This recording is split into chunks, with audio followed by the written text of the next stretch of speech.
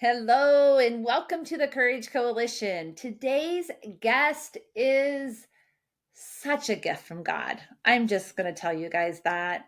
I met Jessica in a conference, a room. You guys have heard me talk about it a million times, but Align the first year, not this year, the first year. So 2024. And she was sitting in front of me and kitty corner from me. And she turned around and introduced herself to me at one point in the conference. And you guys, she just, there was so much love. She didn't know me from Adam, but she just radiated this peace, this love, this light. And I was instantly drawn to her. And we had many conversations. And when we met up again this last year to Align, it was like an old friend. I was so excited to wrap my arms around you. So, Jessica, welcome. Oh, thank you. I'm so honored to be on this platform, this gift that you're giving to the world of your podcast. Thank you so much. Oh, I'm so glad. So, Jessica Phillips she's an entrepreneur, she's a speaker, she's a coach. She is a woman on fire. And when I say that, I say a woman on fire because she's on fire to help redefine the way women think of themselves and their worth. Yeah. And that comes from a very, very beautiful, wonderful, creative, dark, light life. And I think that's what I love so much about every guest I bring on here. It's not that we are born knowing, but we are born on purpose for a purpose. And if we take the time to sit back and say, what is it for me? We can find our gift in everything we already know. Yeah. And you've done that. Yeah. Yeah. It's so true. We matter. You matter. Yeah. We all matter. And we lose sight of that. There's so many ways that and so many things the world does to put a thumb on that and to just, I call it our soul light. It's like thumb after thumb after thumb. And that soul light just gets so dim that we forget that it is still on, and we just need someone to help us turn that dimmer switch back up full on. Yeah. And so tell us a little bit about you in your own words and your coaching, because your coaching is about turning that dimmer light instead of having the dimmer, like getting rid of the dimmer and just saying on, not off, on. Yeah. Right? Yeah. It's on, baby. It's on. So tell us a little bit about you in your own words. So, yeah, I mean, there's so much to the story, right? But for me right now, Jessie, I have done so much inner work on getting my own light, trusting my own light. And I think that's really where you have to start, is you have to learn to trust your light. Even when what you know is true looks very different from what the world might believe is true, right? And so I'm just on a mission to help women redefine, not just redefine, actually, that's not even the right word, to actually discover, Yes. to unbecome all the things that they've had to become to survive, and to dismantle all those I don't matter moments in their life. So, because that's really what dims our light, right? And just to remove all those I don't matter moments from our lives and realize that they were never ours to carry. Yeah. They're just not ours to carry. And our light was, we were meant to shine. We weren't meant to play small. We weren't meant to serve, to just be here to serve. Not that serving is bad. That's not what I'm saying. But women get stuck in this. It's like we'll die on the hill of servitude to everybody else while we just ignore and keep a lid on our own potential, because we've never been shown how to take the lid off and let it shine. So I want to help people take the lid off of that and really step into the woman that they truly are, that they know they are at Yeah. their core, at their essence, but they're a little afraid of maybe. And, that stems from my own journey of being, I was born into a real type A family, Hmm. all entrepreneurs. And my dad was definitely a type A. He was born with his hands and his feet webbed together, and he was preemie. And so his mom actually kept the oven on. They didn't have incubators back then in 1937. It put the oven on and it kept him in his basket on the oven door with the door open to when he was a preemie. So he had a rough start, and he had to have surgery to separate his fingers. So he had, I think, maybe one or two full fingers. The rest were not completely formed. Same with his toes. And so I think that played a big part into how he parented. So if, I was born 7 years after the first three of my siblings were born. They were born, they're all like 1.5 to 1 years apart. And then 7 years later, I was born, and he was in the middle of taking over his father's business at the height of that. And he was busy. And so I grew up feeling like I was in the way. I didn't matter. I was always trying to, make him like me. Mm. And I was different. I was vocal. I had feelings. I was just very different from the other. I was not someone that could easily be put in a box or Mm. molded into something that someone wanted me to be. And so we were like this because he was raised by his father was a beautiful man, but he was raised by his uncle. I'm sorry, his grandfather. And his grandfather was not a nice man. Mm. And it's I am the one that's breaking those generational habits. I don't like to Yeah. call them curses, but they're just habits that we haven't figured out how to break yet. And I think he saw a lot of potential in me, but he also saw a lot of weakness in me. And I Mm. think because of the weakness of he saw in himself due to his disformation, he pushed me hard, too hard, Mm. Yeah. And so those I don't matter moments add up. Yeah. And you I didn't want to be in the way. I wanted everybody to just love me because I am a lover. I'm a lover, Mm. and I'm the one who will sit with the people who need extra attention, right? And so it just, yeah, I walked a path of um not sharing things that were going on. Yeah. I had a cousin who gave me a third-degree burn when I was, 7 years old. He took the hose off his hot water heater and burned my leg because I was going to tell on him because he was doing inappropriate sexual things with me that he shouldn't be doing. But I never told anyone, never Mm. said a word because one, I didn't think my voice mattered. And two, I didn't want to disrupt the family any more than I already had, right? I was like the disruptor. And I had several different experiences like that over the course of my young childhood and my teenage years with close family members, and never said a word because I just didn't think anybody would listen. Mm. And and that led me to a crack cocaine addiction at a young age. I say young because I feel like I'm old now. I was like 18 years old, but you can only stuff those feelings so long. And what I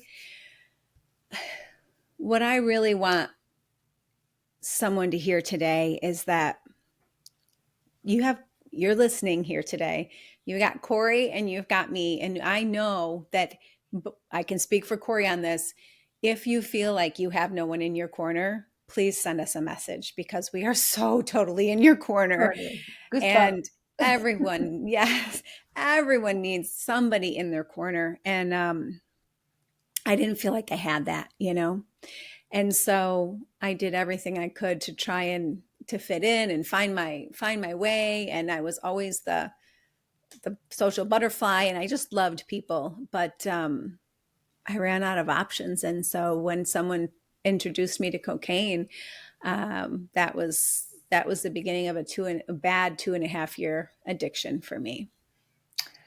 Well, I just want to stop there for a second because I believe, like, first of all, you say crack cocaine, and everyone's just like, like, oh my gosh, right? Like that's so bad. But two, you say 2.5 years, and I think, oh my God, she was blessed. So blessed. So blessed. Like 2.5 years is nothing when it comes to addiction. And I think it speaks to what you just described to us as who you were born to be. You were born to break a cycle. You were born to like turn it on its head and say, no, not me, not my story. Mhm. And so when you talked about who you were as a child and the endurance that you had, that what you had to endure to come through childhood. Yes, crack cocaine allowed you to forget because you can only push it down for so long.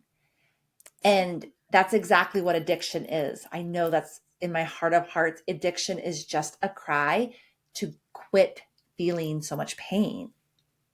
But I also want to celebrate that you endured 18 years before, and then 2.5 years later, you said, I am enough. And that's not the reality of addiction.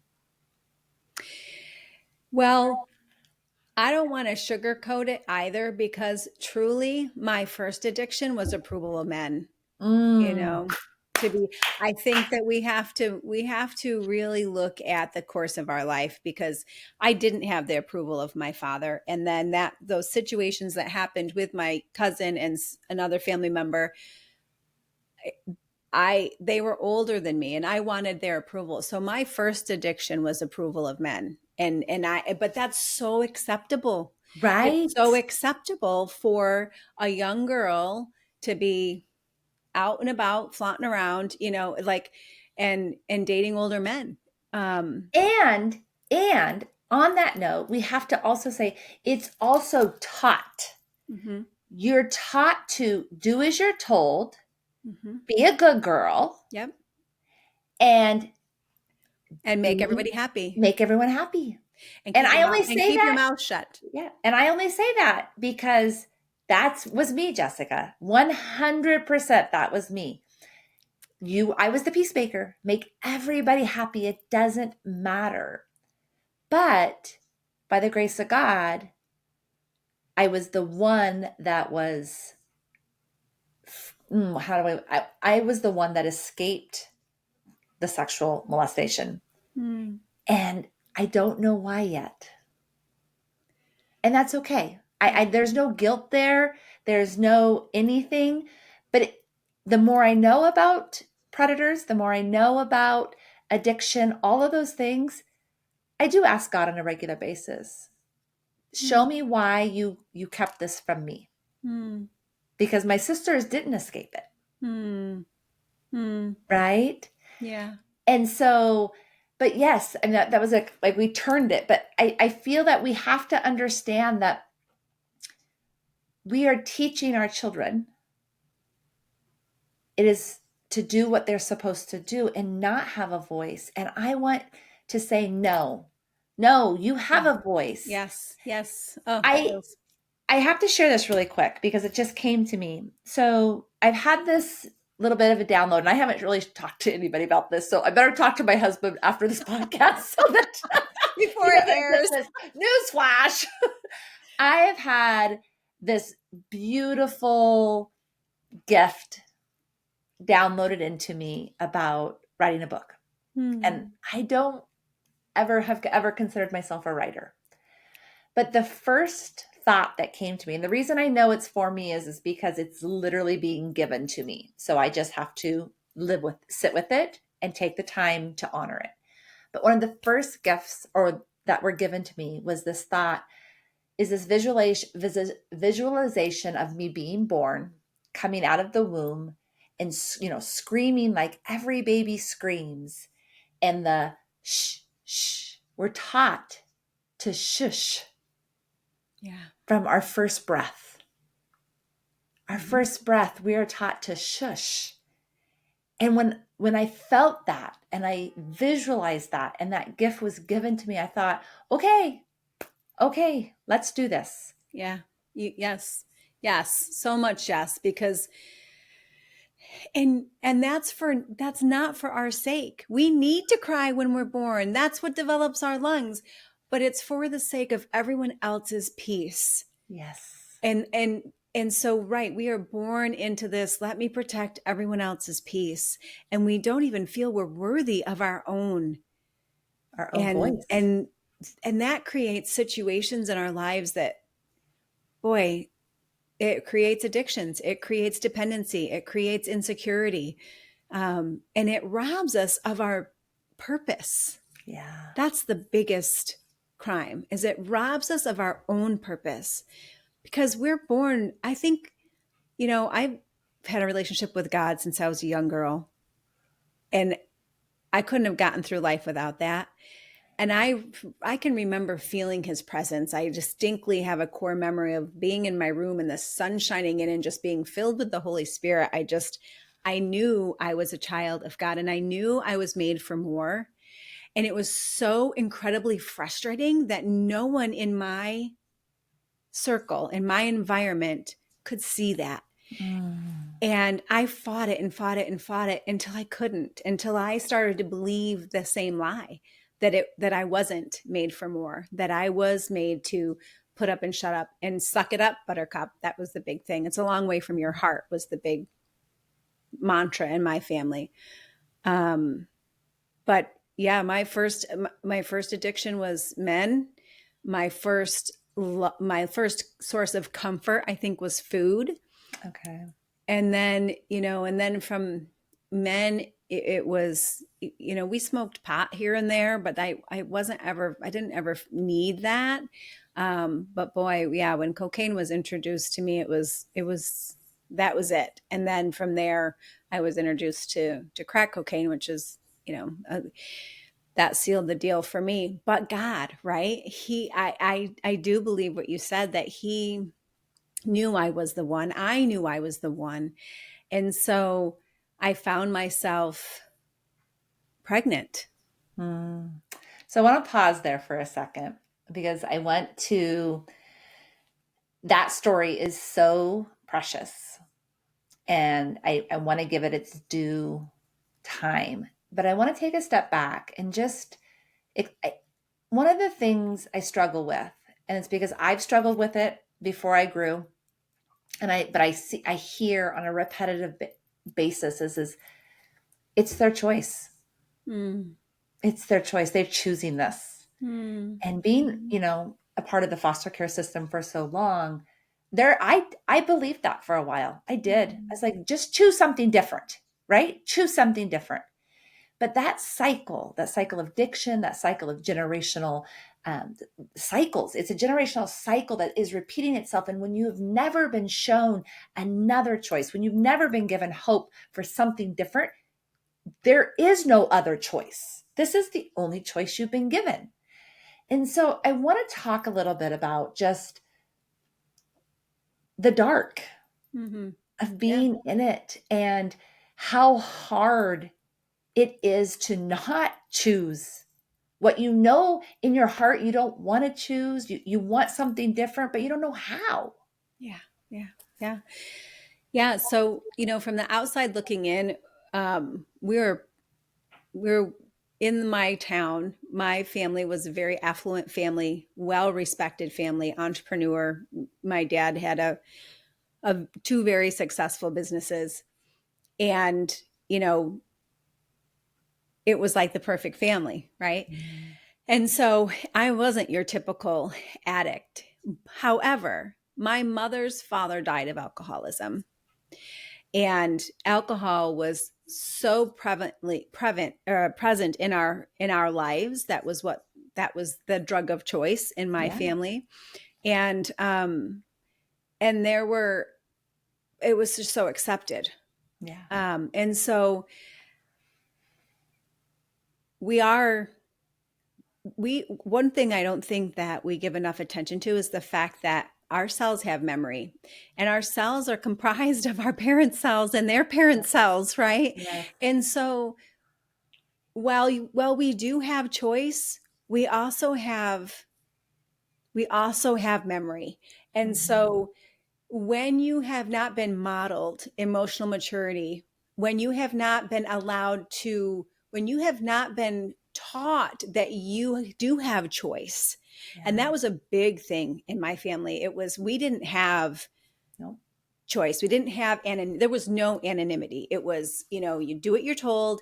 And if I say jump, you say how high. There was no growing into who you were supposed to be. It was, you grew into who they wanted you to be, Oh, yeah. and so that I think is part of an addiction behavior is Yeah. control, right? Mhm. Control is a big aspect of it. And so when I started um, in this addiction, it was so secretive.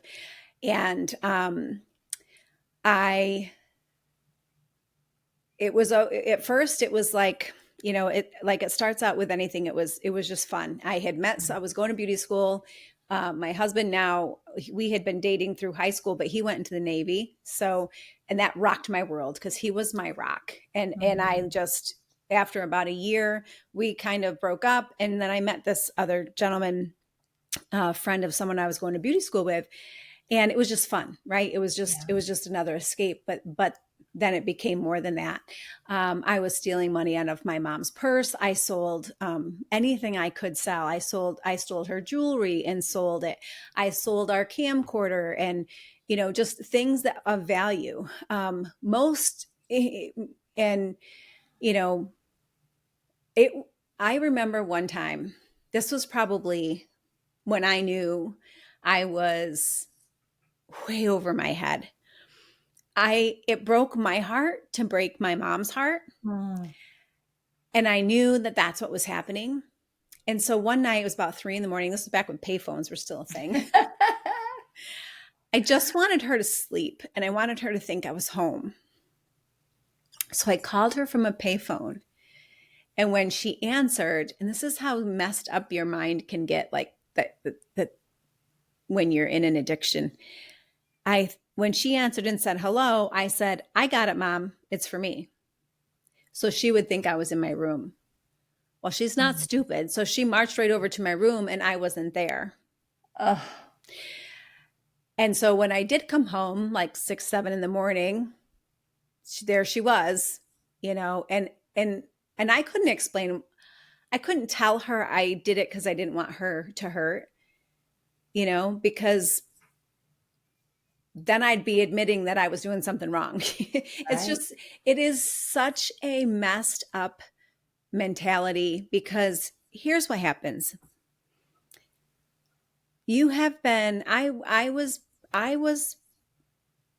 mentally and emotionally beat down to the point where I didn't know what the heck was going on. I knew I was crying out for help. I knew I needed help.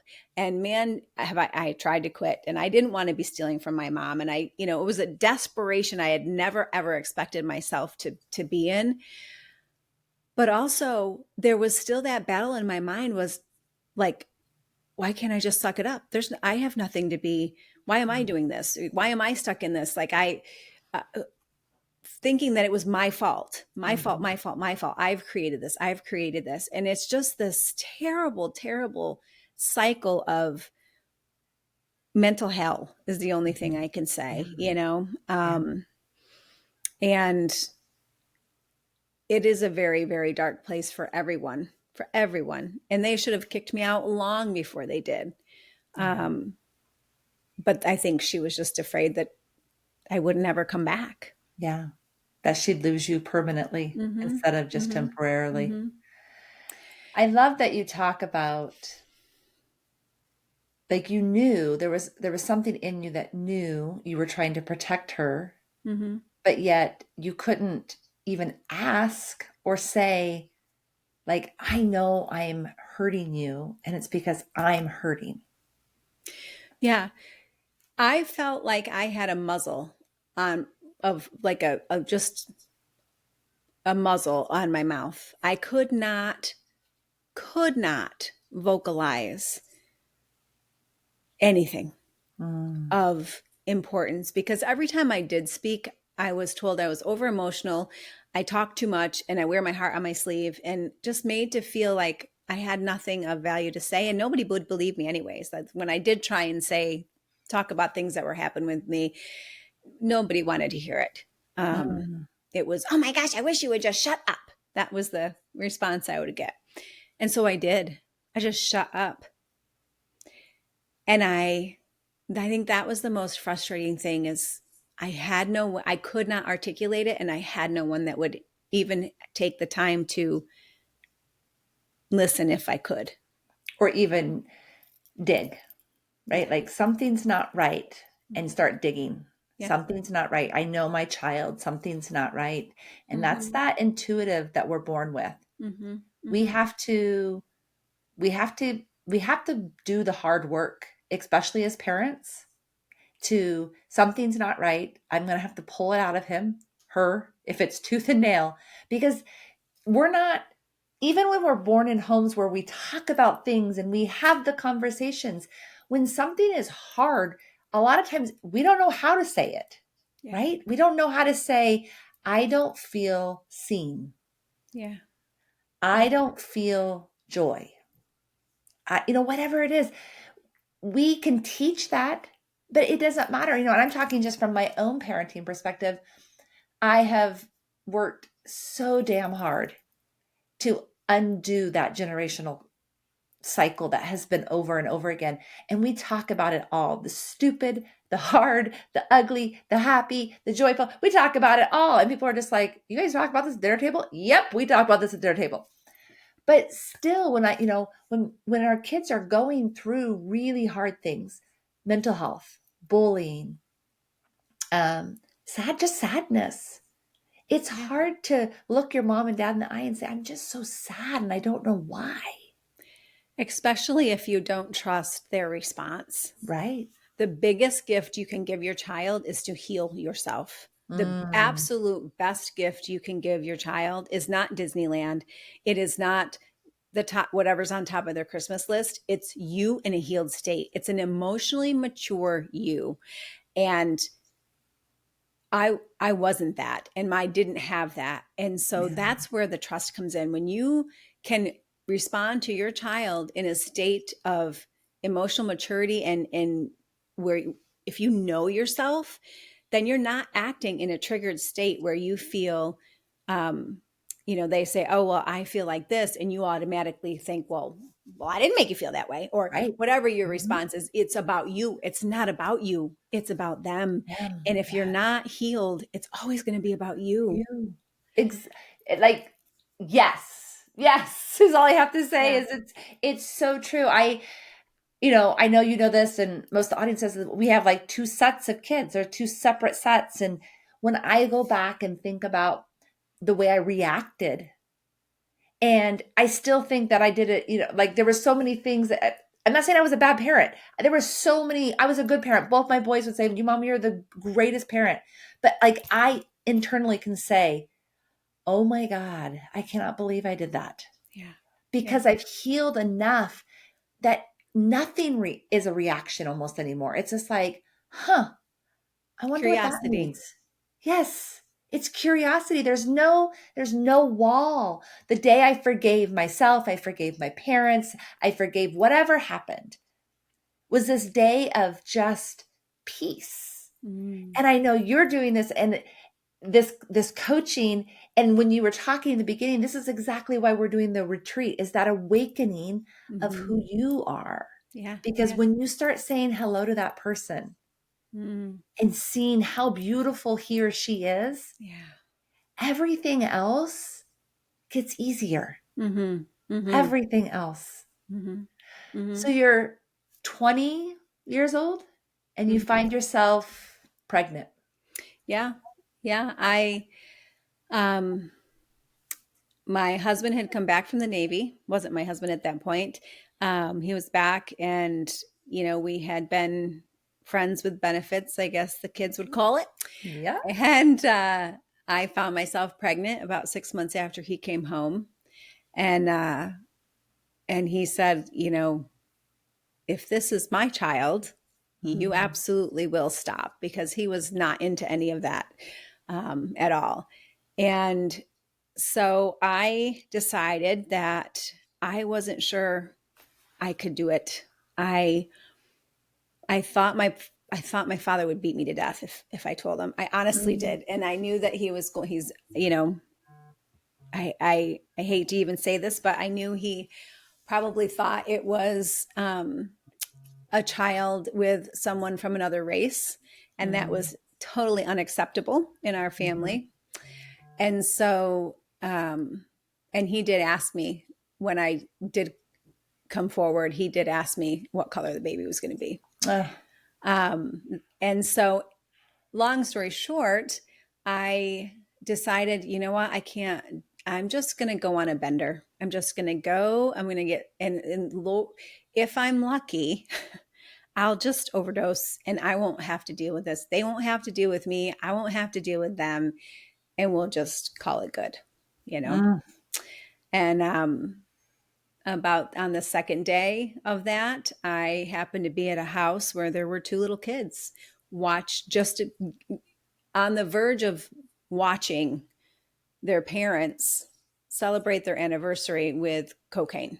Mm. And not knowing there were kids at the house when I went there, but then seeing these two little beautiful blonde haired, blue eyed kids and knowing what they're about to witness, me not being from, I wasn't raised in that environment. We were never around that kind of thing. And having nieces and nephews that I deeply adored, um, something just cracked open in me. And I thought, I got to get out of here. I'm not doing this. I am not doing this. And I think I knew all along that I was going to have that child, but I Mhm. just was so scared. I was so scared. And why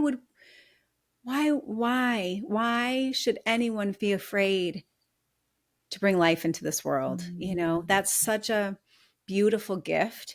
And so I think God knew that I wouldn't do it for me, but I would do it for someone else, because that's just who I am. Amen. Amen. I feel you 100% there. I truly believe that's why I was 18 and pregnant, is Mm, God knew that everything would change yeah, if I did it for somebody else. I wasn't going to do it for me, but I would do yeah, it for my baby.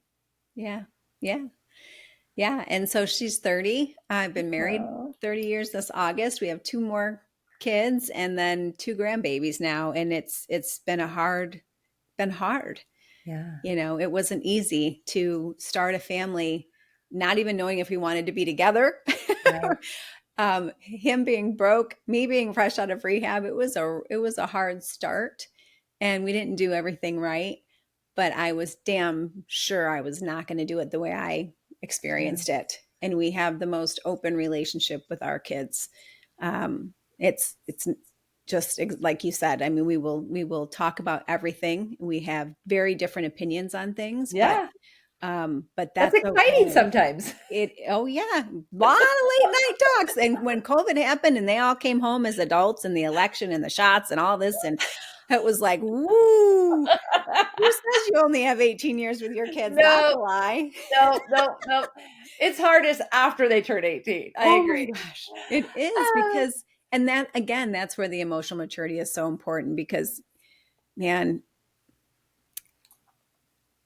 raising kids is a gift. it is. Being a child is a gift. And how dare we rob them of that? How Yeah. dare we rob that? How dare we insert our limiting beliefs and fears and frustrations and regrets and all the things, and place them on the shoulders of these little children Yeah. who are just trying to love and be loved and become what God intended them to be. Yes. And Yes. we place these burdens on them that they are going potentially spend the rest of their life trying to make sense of, Yes.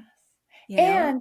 And to also like say, we see you, like the parents, parenting is the hardest job Yeah. in the entire world. I don't care what you do for a living. There is nothing harder than parenting. Mm-mm. There is nothing, and doing it right, I should say. And I don't say right and wrong very often. The right in this has like 100 gazillion ways underneath it. But Yes. it's just what you just said. It's not putting your scars, your beliefs, Yes. your values, your limiting beliefs and values, your experiences onto them, Yeah. allowing them to be this light that they are born to be. And my baby's 6, so there's such a big range. Yeah. And she prays over me, Jessica, at night. Oh, She prays, and then I pray over here, and she prays over me, and she just says, and mommy's mind and her joys, and thank you, God, for giving us opportunities and laughter. When they're 6, I want you to think about your child when they're 6. They are so true to who they're going to yeah. be and who they were born to be and who Yeah. they are at that moment in their lives, to remember that and Yeah. to keep making them remember that, right? To what brings you Mm. joy, sister? Because as they Yeah. get older, our culture and our society outside of the four walls of your home puts a weight on them. Yeah. Yeah. So we have to keep reminding them. Hmm. And we have to remind our 6-year old self too, Yes. right? Yes. We have to realize that that 6-year-old little girl or little boy still needs to be seen, still needs to be heard, and there are still things that they don't understand, that we, once we heal, have the beautiful privilege of doing the healing work for the little girl that no Yeah. one could do for then. Like we can do that for them now. Yeah. And so that's the unbecoming, right? And then the becoming, who you were really meant to be. Um and it's a beautiful, beautiful process, but it's hard. It's super hard. It's It's super hard. hard. And I think, especially for women and men who have always tried to be the person that does everything right for everybody, Hmm. it's really hard to say, but now I need something. Yeah. It's literally the hardest thing I know I've ever done. Hmm. I Hmm. would lay down for my children, my husband, my family. But the moment that came and I had to say, but it's my turn. Hmm. It's time for me to work on me, was literally like someone was choking me to try to say those words, right? Yeah. But the moment we say them, the moment we say, I am worth it, and we commit to doing just one thing, if that's counseling, if that's reading, if that's exercising, if it's a program, a coaching program, it's a healing program, it doesn't matter what it is. Once we commit to one thing Hmm.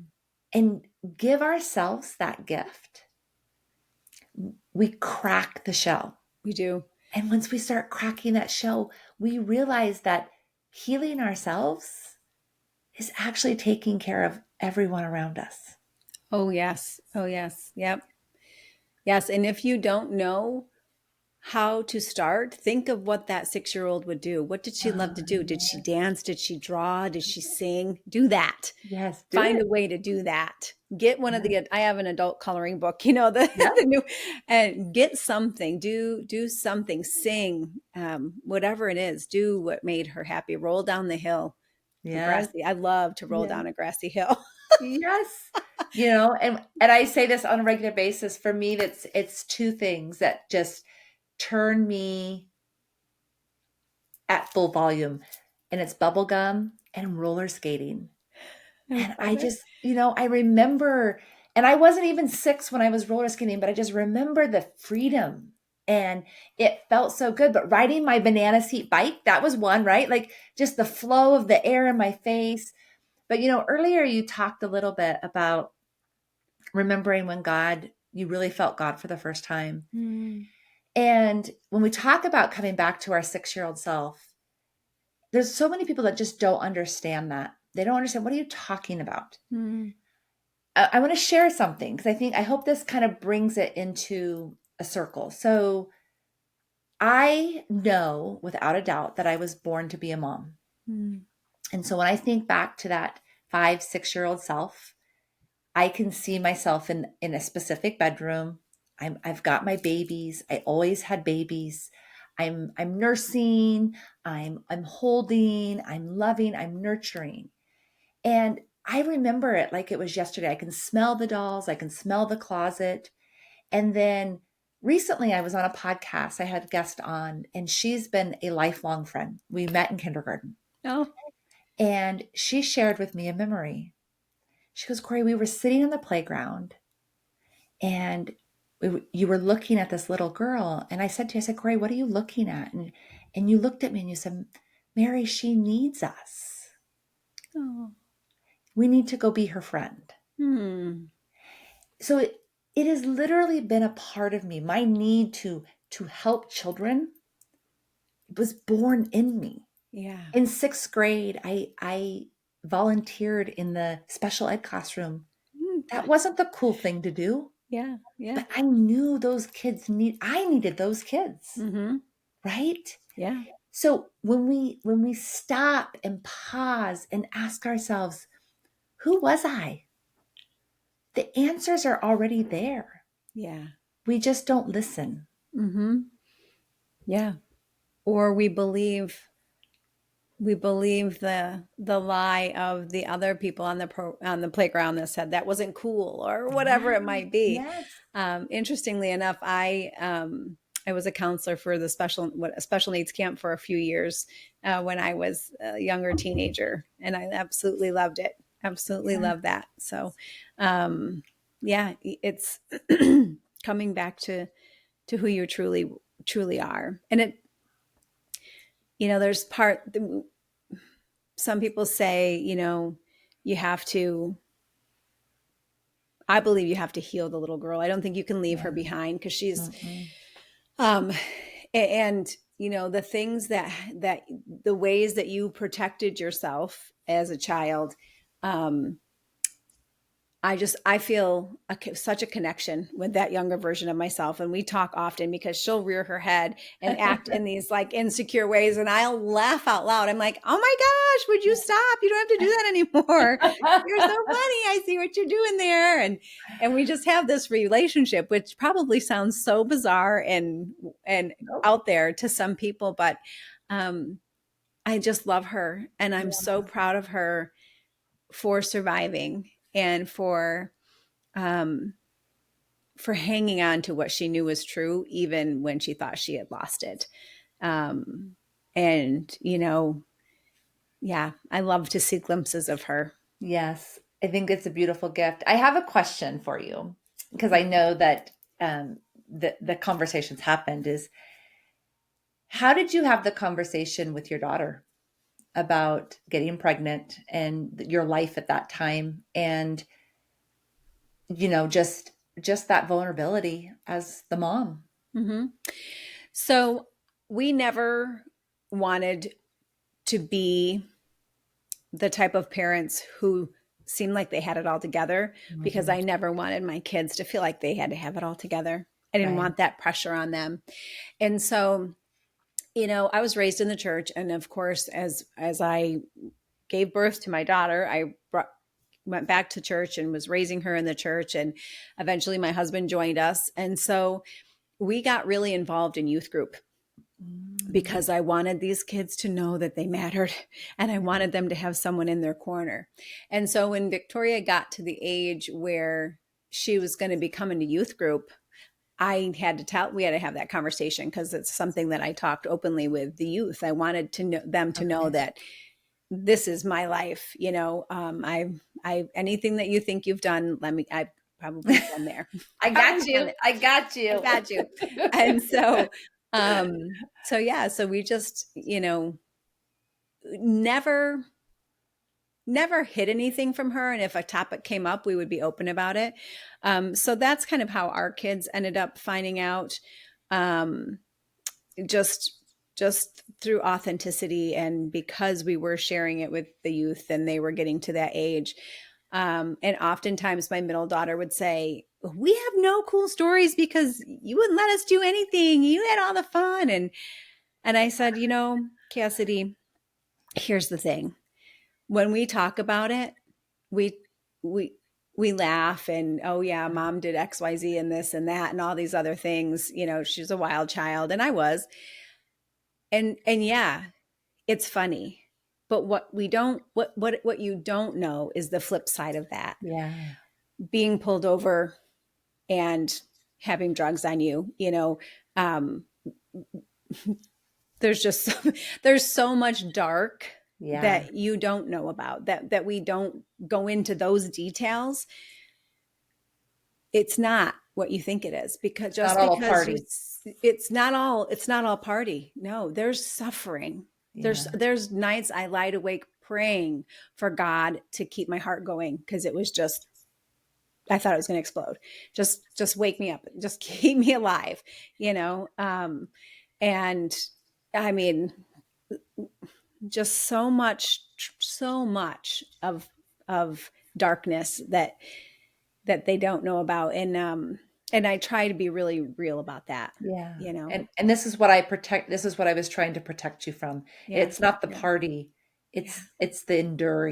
enduring of the dark and the pain and the Yeah. suffering, and the nights that I prayed to die and the Yeah. nights that I prayed to stay alive. Yep. It wasn't a game. And I think, when we talk about having these conversations with our kids, I think it's critical that we have both, right? Hmm. Hmm. Because the reality is it is funny later until it's not funny, Right. right? It's funny until there's a tragedy. It's Yeah. funny until, all the things. Yeah. And, um, because Chad and I, we lived a pretty wild life too. We really did. And my kids will go, "You did what?" Right? Well, yeah, we did that. That's fine. But I also talk about the reality of being 15 and living by myself, right? Yeah. Eating what I ate or what I didn't eat, um, because it's not all fun and games. Mm-mm. There's a lot of hard, and so I love that you bring that up, because I think that we need to make sure that the conversations have to be real with our children at Yeah. all costs, because they are you are not teaching them anything by keeping from them Mm. the truth. No, you're keep teaching them secrecy, because Yeah. yeah, no, you're not. Yeah. You're not teaching them anything. Yeah. So I love that you were talking to youth of your church before your kids were even old enough to understand. You were saying, "Here I am in all my imperfections in God's home," right? Like, and I still love, and I am still loved. Yeah. And I Yeah. think that example of forgiveness, that example of authentic, vulnerable forgiveness is what we need more of. We do. And also important that your circumstances do not define Find you. you. They do not define. There's nothing you can do to make God love you less. There's just isn't. And whatever your home circumstances does not define who you are, whose No, you are, and what you can become. that's And truth. Corey, I've got to mention something because it keeps coming back to me, and I feel like somebody might need to hear this if you don't mind. No. The reason why I was so adamant of maybe I'll just go on this bender and kill myself is because I had previously had an abortion Okay. in within this 2 years. Um, and that I knew I couldn't do that again. I Mm, knew I couldn't do that again. I didn't know back then. They didn't give you an ultrasound and they didn't tell you what was going to happen. okay. I had no idea what I was doing. I had no idea what physically I was doing, and didn't have an understanding that there was a human inside of me. And so fast forward, close to 2.5, 3 years, I knew I couldn't do that again. And so I just feel like someone might need to hear that. God keeps Yeah. laying it on my heart to say um, that is a pain that, you know, there's so much forgiveness when you go through that you have to give yourself. And um, there's so many different aspects of it that are just so hard in certain ways. And I just want whoever this is for today to know that there is nothing you can do to make God love you less. Hmm. And you're not dirty or bad or damaged Right. if you've been through any of these situations. Right. There's nothing inherently wrong with you. You're Right. beautiful. You matter. Your story matters. Your voice matters. And you do have purpose. Yeah. Beyond the brokenness, you still have purpose. And Yeah. I just want someone to know that. Thank you. That was so beautiful. That was so beautiful. So at the end of every episode, I always ask my guests, what is the definition of courage to you? And you wrote, standing in your power when you feel powerless, otherwise known as surrender. And I just love that definition. It calls so much up because courage is when you feel at your worst, when you feel like I have nothing to come into this. I have nothing to give. I have nothing to do. I am completely in shackles, and you step forth anyways. But you say, otherwise known as surrender. And that, my friends, has been, I think, one of my biggest gifts is the ability to release the grip, Mm, yeah. surrender. And so no one has ever said it like this. And Mm, I thank you so much because surrender is such a courageous thing to yeah. say, okay, I give. When I wrote that, I could see myself checking myself into rehab. Mm, And that is exactly where I was. Yeah. mm, Yeah. And just giving up. Well, Jessica, I cannot tell you how blessed I am to have been given your friendship, but just how blessed I am for your hour here today and mm, your your truth, your just raw, honest truth that I believe that the more conversations we can have like this, yeah. the more people will understand that they have opportunities, they have options, and they do have courage. Yeah. They maybe need to ask, or maybe they just need to take the first step with no knowing of what the next step looks like. Mm, So, how can we support you yes. after this wonderful hour? Oh, well, we both have retreats coming. Mine's Yes. stateside, yours is in beautiful Costa Rica, right? Costa Rica? Yes. Yes. Yes. Um, I do have a retreat coming in October that if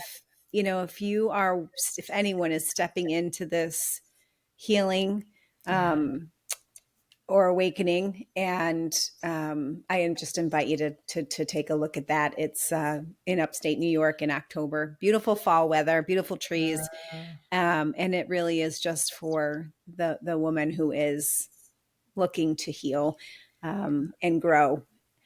Um, yes, and then of course. We've got the Growth Lounge podcast, but you just check me out at Jessica yep. Phillips.co. And if anybody needs a friend, needs a shoulder, just find me on social and shoot me a DM, and I will be your cheerleader. Love that. And she will. That is a very authentic Yes. speaking moment. So I will link everything in the show notes, you guys. So you know I'll do that. Check her out. Follow her on social. She's fun. She smiles. She will light up your life. Again, Jessica, thank you so much for being here. Thank you. Thank you. Until next time, my friends.